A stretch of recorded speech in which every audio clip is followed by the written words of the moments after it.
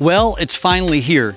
Viltrox is a little different than a lot of other companies in that they release a lens roadmap that allows you to see upcoming lenses a long way out. As a result, we have known that their lab series is coming, and the first of those would be the 135mm F1.8 lab lens that I'm testing here today.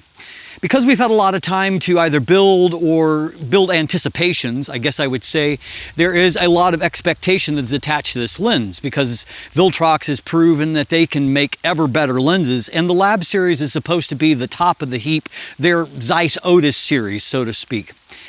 The 135mm F1.8 lab lens is an exceptional lens. In fact, it may be the best lens under $1,000 that I've ever tested before. But is it a lens for you? Well, we're going to find that out in today's review. I'm filming on it at the moment right now just to give you a sense of the kind of rendering it can achieve even on a lousy rainy day like this. But we're going to dive into all of the details and break it down right after a word from our sponsor. Today's episode is brought to you by Fantom Wallet, the minimalist modern wallet that is now even better with the new Fantom X that is crafted from aluminum right here in Canada. It is 22% smaller and 35% lighter, while still making it easy to access your cards and money when you need them, thanks to their unique fanning mechanism. You could even customize your wallet due to its modular design, with accessories like a money clip, cash holder, ID display, and even Chipolo and AirTag tracking integration. Visit store.fantomwallet.com to check out their unique sizes, styles, and finishes that span from aluminum to wood to carbon fiber, and use code Dustin15 for 15% off when you're ready to check out. So when your new lens arrives in a box this big, you know that you're going to be dealing with a large lens. And this is in fact the biggest and heaviest lens that Viltrox has ever produced. And in fact, it is the biggest and heaviest 135mm lens that I have ever tested. It is 93 millimeters in diameter, or 3.66 inches. It is a whopping 145.7 millimeters, or about 5 3/4 inches in overall length. 82mm front filter thread, which is common for any kind of 135mm f1.8 lens. However, the weight here is probably the most significant kind of growth over anything I've tested previously. This lens weighs in at 1,300 grams, or right under 46 ounces. So it is definitely heavy. You are going to feel it. That is an additional 450 grams versus the Sony 135mm f1.8 G Master. By the way, you will hear me reference both the 135mm f1.8 G Master, which I've owned for several years, along with the Samyang AF 135mm f1.8, which I also currently have at the moment. And I will be doing, by the way, a direct comparison video between the Samyang and the Viltrox in the future, so watch for that. So why is this lens so big and heavy? I think that the logic here, from what I've understood to this point, is that this is essentially going to be very similar to, I've mentioned Zeiss's Otis series already in the intro. And the Otis philosophy is to just let the engineers go crazy and to design the very best lenses they could at that particular focal length without really being concerned about weight, size, or price. Now, in the case of the Viltrox, obviously price is going to be a consideration in a way that it wasn't for Zeiss. And so while this lens does qualify for those first few things, it's bigger and heavier, it definitely isn't more expensive. In fact, at only $899 US, it is a whopping $1,100 cheaper than what the Sony GM lens is, and only $100 more than what the Samyang is, despite being just in a whole different class in terms of the build, autofocus features, and even much better optically, as we're going to see. And so definitely, as far as a value proposition, this is a fantastic value, but it is big and it is heavy. So if that turns you off, obviously you're going to need to look elsewhere. Now, the Samyang is actually the lightest lens currently in the class, and definitely if you're holding them side by side, you can definitely tell the extra weight of the Viltrox. At the same time, none of these 135mm lenses are small enough that you're just going to throw them in and forget about them. You have to be intentional about bringing them along, and so in that sense, I don't find the Viltrox to be that much more of a burden. While it is significantly more heavy, it doesn't really take up more room in the bag, and it's not like the lightest lenses in the class are super light and compact anyway. So, I mean, your mileage may vary when it comes to that. One other thing that I want to deal with here that is one of the few negatives that I have to point to is that for whatever reason, Viltrox went a different direction with the aperture control here than what they did with, say, the 16mm f1.8, another excellent lens from them. That has a very traditional aperture. It does have the ability to declick it, but you've got the traditional marked aperture with 1/3 stop to tenths. And in this case, however, they elected to have a dedicated aperture ring here, but rather than having just marked spots along the way, they elected instead to just have it all rely on the LED screen for giving you that information. And so you have the option of having a declicked or a clicked, but in this case, while the clicks are nice, they feel good and definite, the clicks are not at the 1/3 stop to tenths, as you might expect. They're actually at 1/9 stop to tenths. That's kind of a weird choice because, for one thing, the camera bodies that I test on, they don't even measure in 1/9 stop. And so you can move it to that 1/9 stop, but you're still just kind of somewhere in between the next 1/3 stop. And also, when it comes to the LED screen, it doesn't show those 9th stops either. Instead, it just shows traditional, 3rd stop intervals in between the major full f-stops. It's just kind of a weird choice, and I'm not quite sure what the logic was behind it. As traditionally, you can rotate all the way to the left side and you can move past f16, which is minimum aperture, and you can move into automatic mode if you would prefer to control the aperture from within the camera. It's just, to me, it's kind of a missed opportunity in that a traditional aperture would have been great here, and I'm not quite sure what advantage is perceived in this different type of approach here. Now, that LED screen is useful on a number of levels. It does show you, as mentioned, the aperture information. It's also going to show you your focus distance, and so it fills kind of a void that is typically missing on mirrorless lenses, and that you do have a focus distance markings on there. So I do like that part of it. And it also becomes handy when you're wanting to set your A/B focus parameters, which I'll get to in just a second. So the aperture itself has 11 rounded blades. It's a great looking aperture. The lens does have pretty good geometry, even wide open, just some slight deformation towards the edges. But if you stop it down to about f2.8, as you can see here, you get beautiful specular highlights all across the frame, nice and round. And so that round aperture certainly does pay dividends. And I like 11 blade count. It's a little bit higher, gives you just a little bit more circular shape. There is a 3-position focus limiter here on the side of the lens. Those 3 options are the full range, which I suspect you'll leave it in most of the time because AF is really fast, as we'll see in just a moment. But you also have the option of going at the closer range, so as little as 70 centimeters, 0.7 meters, up to 2 meters, or you can choose 1.5 meters to infinity if you want to eliminate those close focus possibilities. And as noted, the LED screen will show you that distance scale. You do have a traditional AF/MF switch here on the side, and then you have 2 function buttons. Now, in many lenses that I test, the function buttons, if you have multiple ones, are just redundant. That's not true here. And so you can assign different functions to the 2 different buttons here. So the top function will fill whatever your camera assigned value is. And so in my case, this is actually selecting different eyes for doing IAF. And so it serves that function. The side one underneath the AF/MF switch is actually used for programming your A/B focus. And so what you can do is, if you switch into manual focus, you set a focus position that you want, you can hold that function button down and it will preset that distance. Then you can select a second distance, again, hold it down, and then after that, all you've got to do is click the button and you will immediately go in between those 2 focus positions. So it is a really snappy and accurate way to get highly repeatable results, and it could be a worthwhile way of doing like a focus pull, for example, particularly if you have the opportunity to shoot at maybe a faster frame rate, and so you can do a slow motion and really have a more slow, gradual kind of pull. But again, an extra function there that some of the competing lenses don't have. The focus ring itself does move very nicely. It has nice damping to it. It is not linear, however, and so it is going to be speed dependent. So if you focus faster, it's going to move faster. Again, if you want a repeatable focus pull between point A and point B, use that A/B focus. That's the better way to handle things.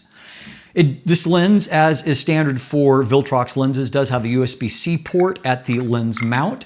which you can use for firmware updates, but it also is Bluetooth enabled, which is unique for Viltrox lenses. And so you can actually use their app. And I was able, for example, to do a firmware update via Bluetooth just from the app and controlling that. And the plan is in the future that there will maybe be some other features that will be accessible through that. But this is the second of their Bluetooth enabled lenses, including the Nikon Z-mount version of the 16mm f1.8.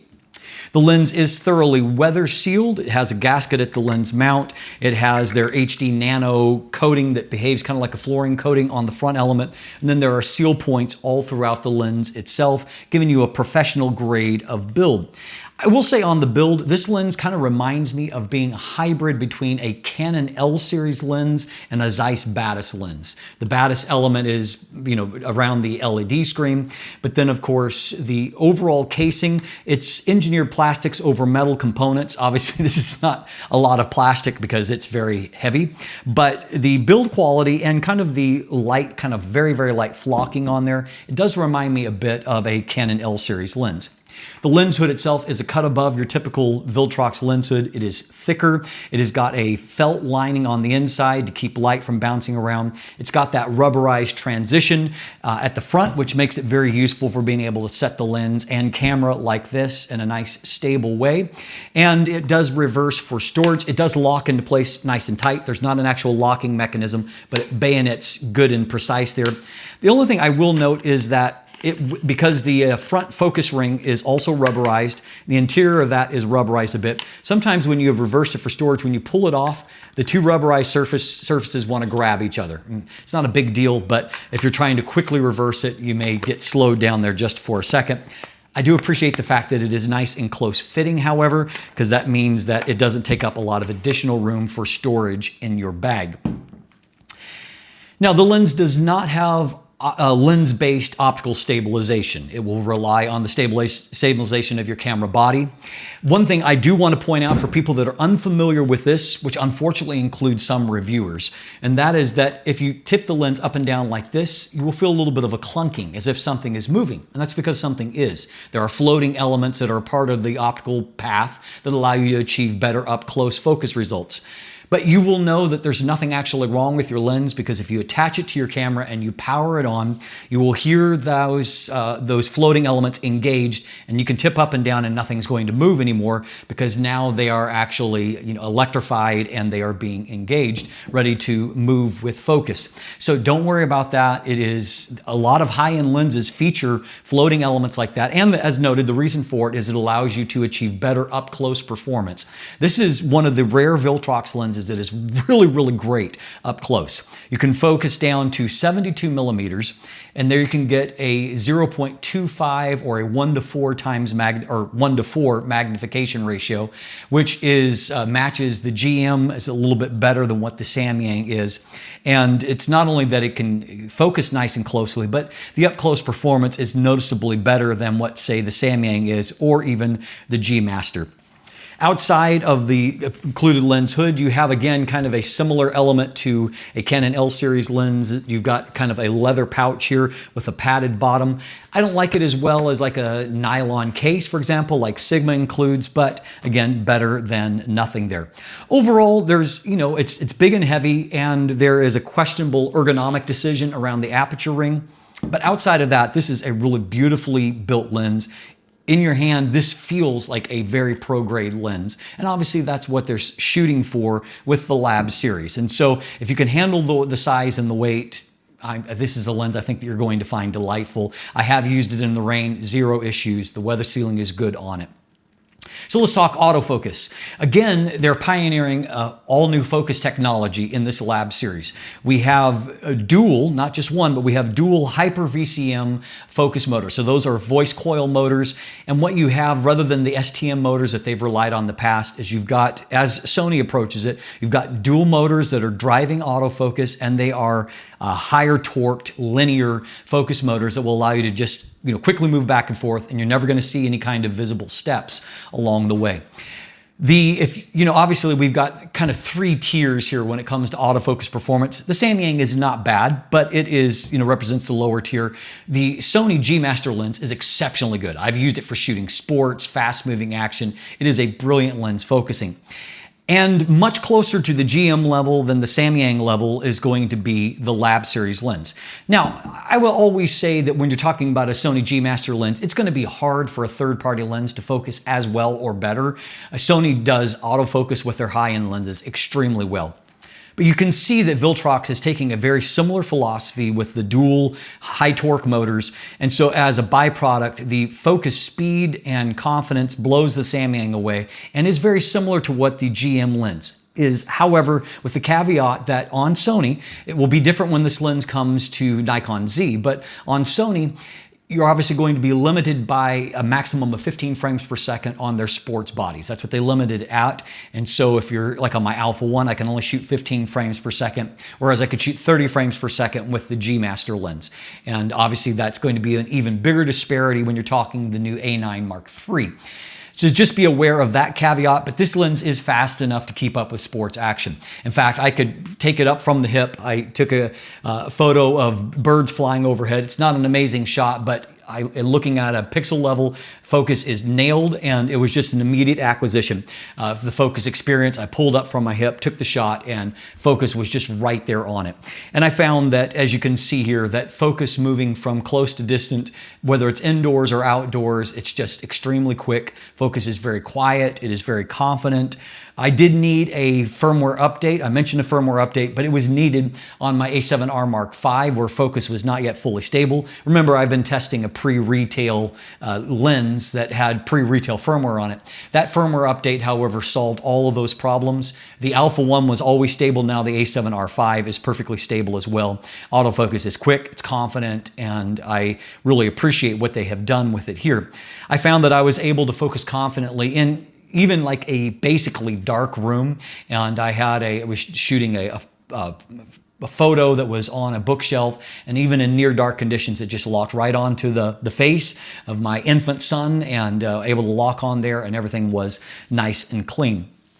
I used it in a portrait session at a variety of focus distances, and I actually used the Samyang a little bit side by side. Let's just say that when I took the Viltrox off the camera and put the Samyang on, I was like, I'm thankful I'm not shooting the majority of the session with this. And it's not that I have anything against the Samyang, it served me well, but the Viltrox is just so much better, so much more confident in locking focus, quickly acquiring focus, very stable at different focus distances. And out of all the shots I took in the series, I came back and every one of them was perfectly focused. So kudos to them for designing a really high-end focus system here. Now, if we switch over to the video side of things, I really have nothing but positives there either. I found that Video AF was very good in terms of focus pulls, good confidence, back and forth, and nothing smooth or jarring. You will see some focus breathing, but it's pretty well controlled. Remember, a long focal length tends to exaggerate focus breathing even more, and so I actually think that this is fairly well controlled.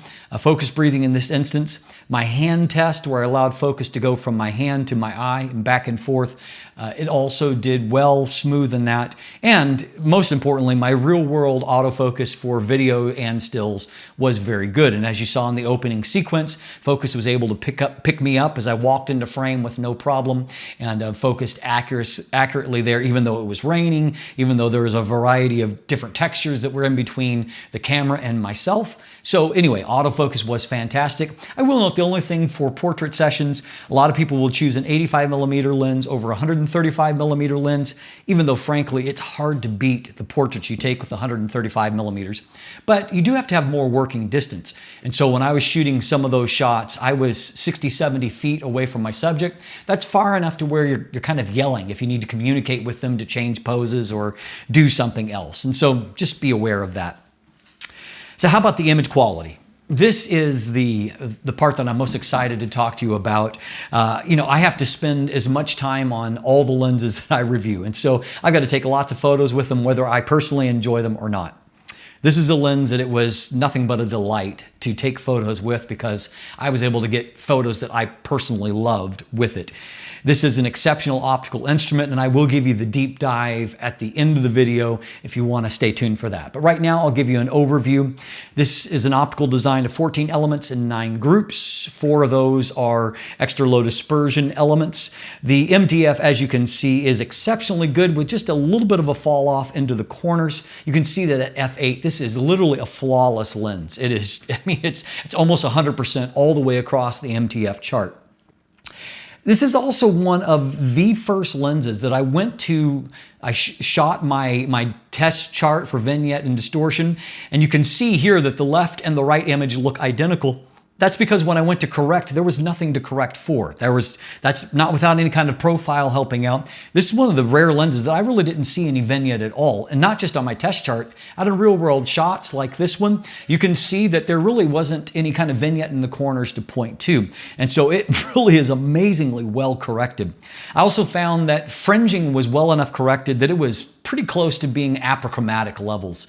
Just really, really well controlled. No fringing, either the longitudinal variety or of the lateral style in the corners. You know, this shot, for example, of just morning dew on some thistles, you can see that it has that just extreme micro contrast that really reminds me of the recent Sony 85mm F1.4 G Master Mark II lens that I reviewed, where it's just, you zoom into images and just every little detail is just so perfectly delineated there.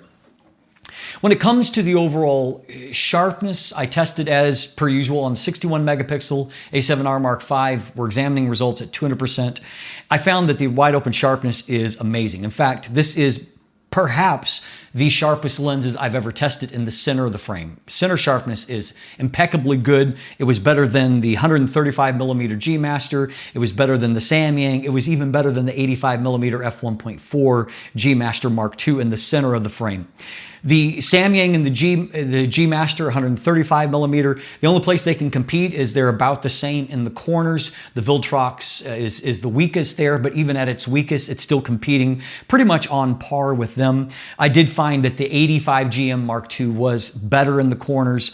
It was also better in the mid frame. If you stop this lens down to f2.8, it was basically the same as the G Master, except for in the corners, extreme corners, the G Master was just a little bit better.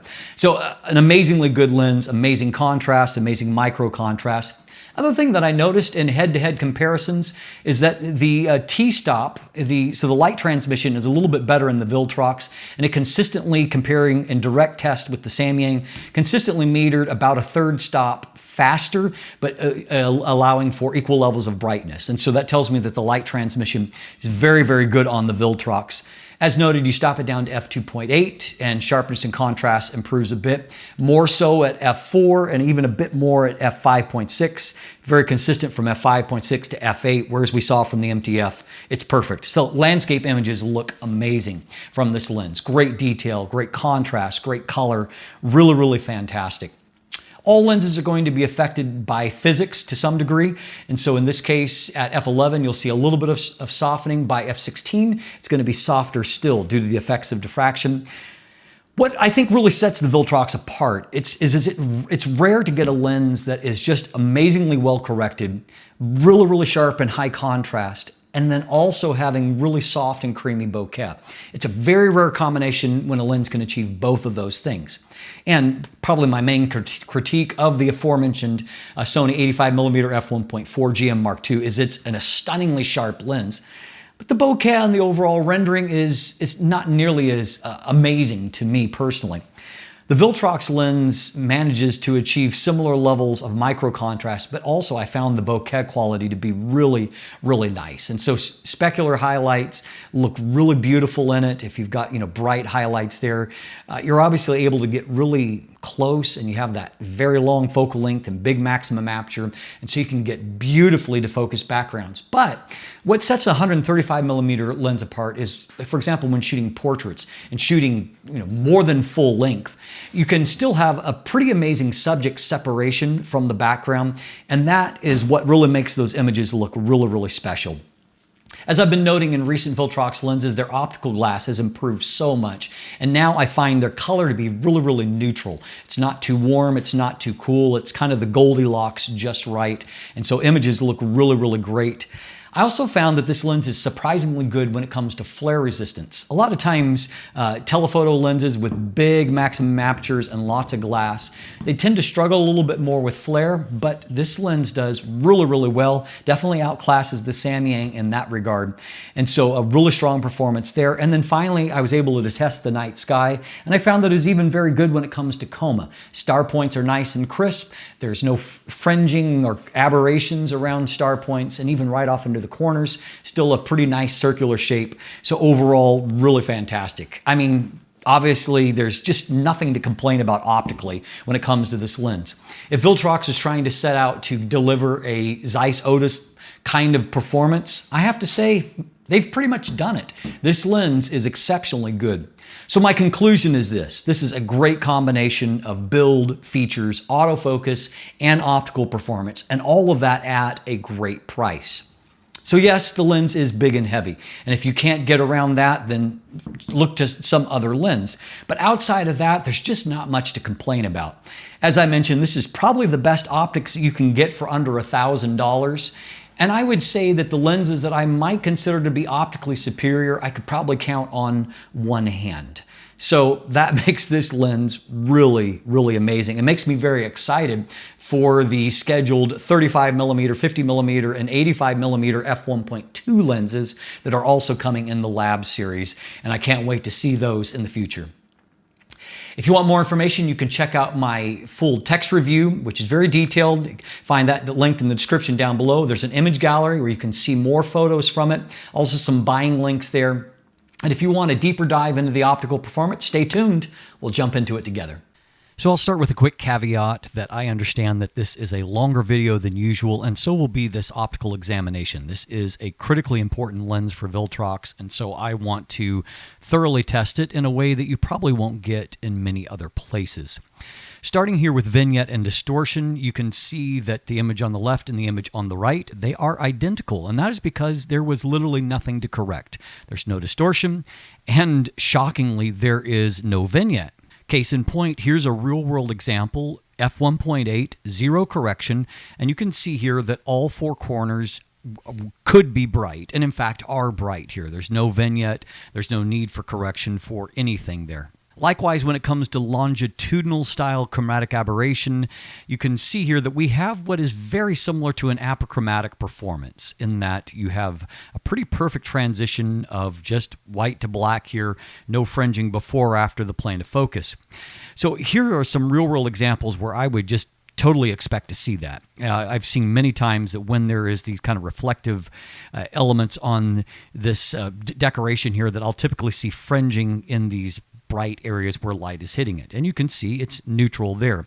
Likewise, in the front of the old SLR and the lenses here, I'll often see fringing in these letters. They're a big hotbed for that. We can see that there's not only no fringing there, but as we look towards the defocused areas and the bright shiny points, again, no fringing located there.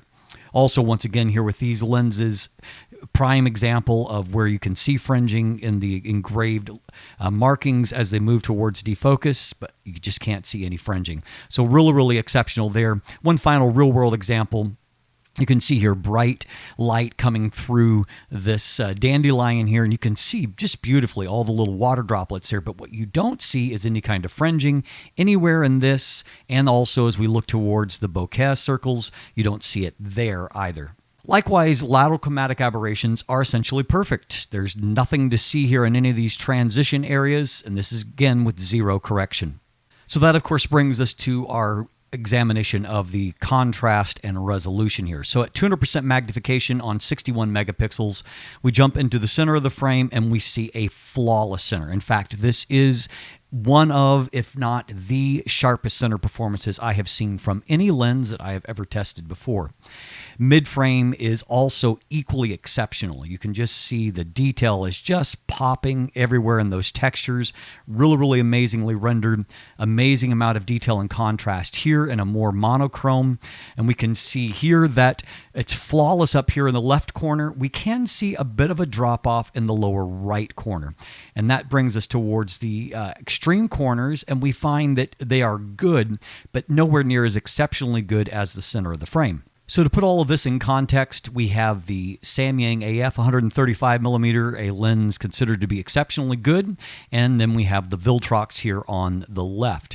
We can see in the center of the frame that it's not even a competition. The Viltrox is just destroying the Samyang in the center of the frame, and doing it, by the way, while also metering, in this case, a full stop brighter. I don't think the difference is quite that extreme from my other examples, but anyway, it's a big difference. Look here in these stamps. Look at how much detail is there with the St. George and the Dragon depiction. You can see over on the left side that by comparison, it's just a little bit murky looking.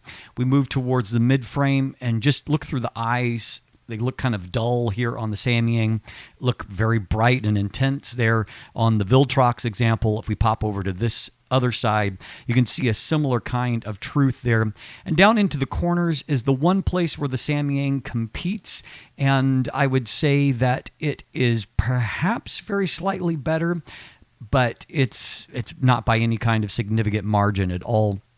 Over on the left side of the frame, looking here, I would say that again, the Viltrox looks better to me than what the Samyang does. So that just tells you how good this Viltrox lens is.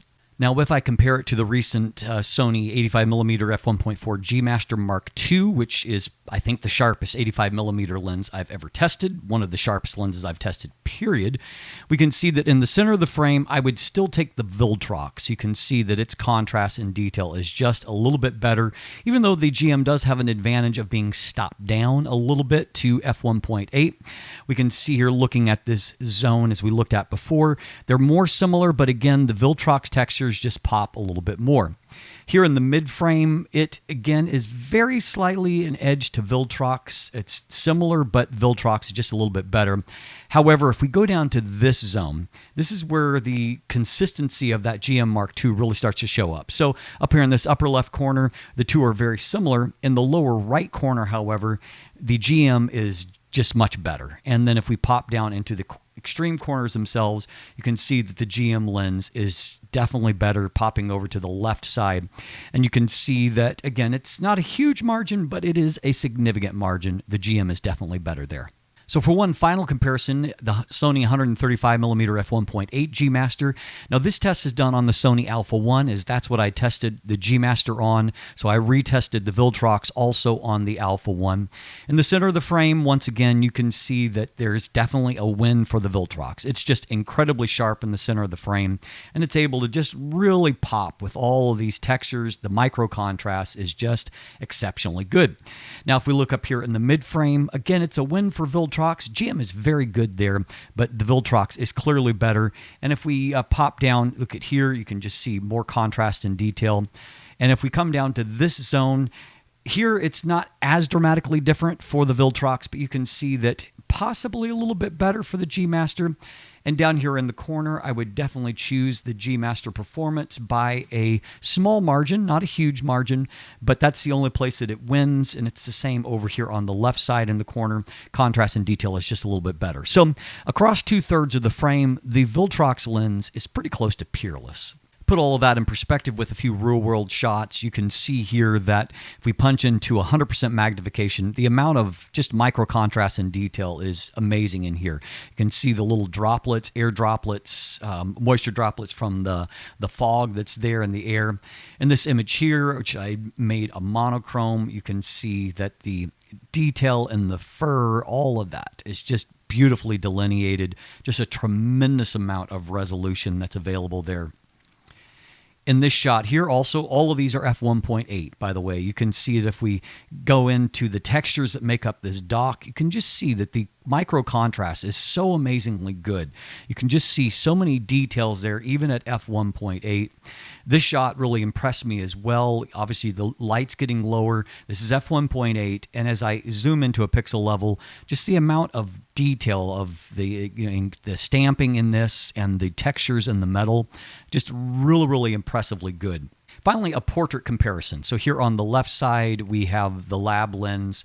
On the right side, we have the Samyang. And so if we punch into a pixel level, you can see that just the skin textures and the detail that are there, the highlights of the skin, there's just more variation, more consistency around the eyes. You can see that the eyelashes are not as clearly delineated on the Samyang.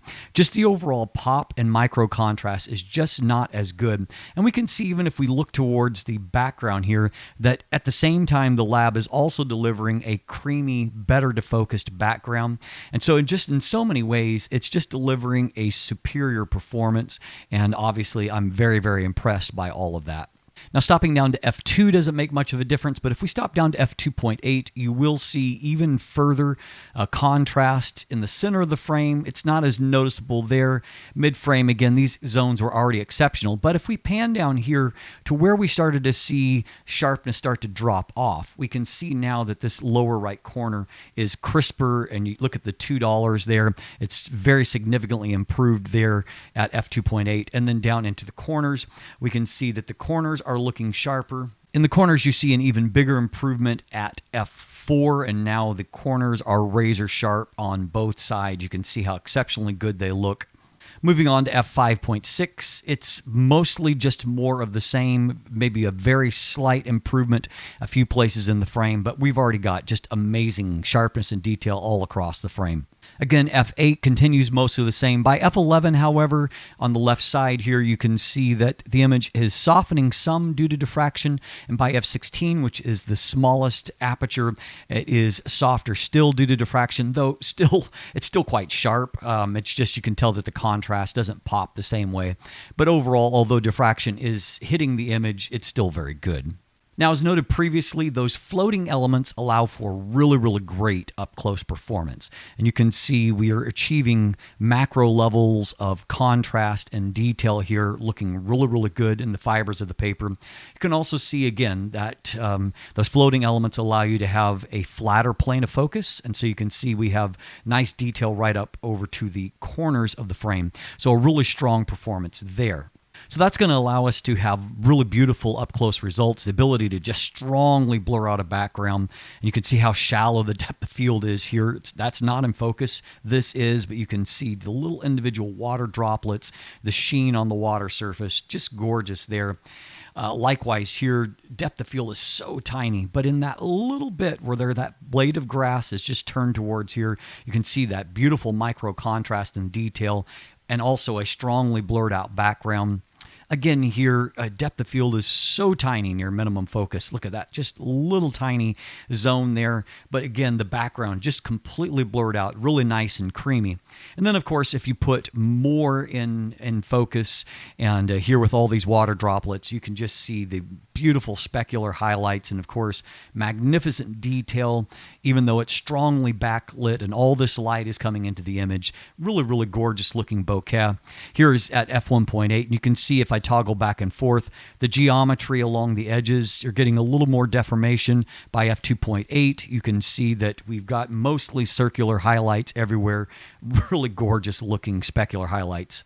This image is just really gorgeous. I was shooting through the grass, so you can see that there's already a kind of a masking of defocused blades of grass beforehand, but autofocus nailed that little narrow depth of field on this, and you can see great detail there, and then just such a beautifully blurred out background.